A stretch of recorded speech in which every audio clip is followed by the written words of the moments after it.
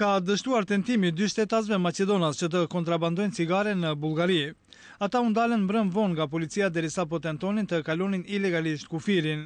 Të zënë në befasi të pakëndshme në vend që të ndalojnë në thirrjen e oficerit të policisë, ata u përpoqën që të shkelin policët, por nuk arritën të largohen shumë për shkak se me makinën Ford Explorer me targa të Bullgarisë u përplasën në një pemë pranë rrugës. Vazhduan të ikin në këmbë, por së shpejti që të dy janë arrestuar. Ne zastanał na 2 policijski patrulli. Bëhet fjalë për persona DK 24 vjeç nga Kriva Pallanka, i cili u gjet në një stall afër fshatit Pançaref, ndërsa personi i dytë, VP 31 vjeç nga Pehçeva, është gjetur në zonat pyjore mbi fshatin Pançaref. Në automjet janë gjetur 19.480 kuti cigare dhe madje 6.500 kuti cigare të markës Merlin Slims, pa pull të akcizës, banderolla dhe 12.980 kuti cigare të markës York, me pull të akcizës, banderoll të Maqedonisë.